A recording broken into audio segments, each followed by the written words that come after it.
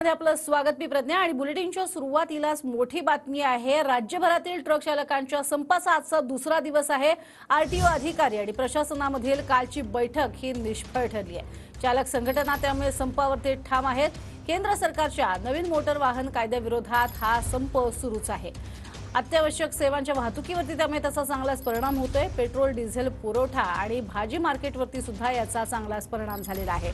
Petrol पंपांवरती petrol भरण्यासाठी लांबच लांब रांगा लागलेल्या आहेत। मात्र इंधन पुरवठा करणारे सगळे ट्रक चालक हे संपावरती आहेत आणि आजचा दुसरा दिवस आहे।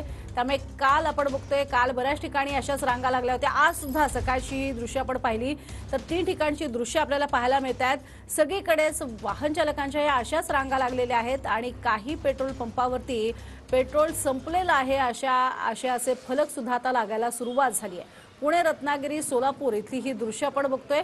सगळ्या पेट्रोल पंपांच्या बाहेर ही अशीच दृश्य सध्या आपल्याला संपूर्ण देशभरात आणि खास करून राज्यभरात पाहायला मिळतात। आरटीओ अधिकारी आणि प्रशासनाची काल बैठकही पार पडलेली होती।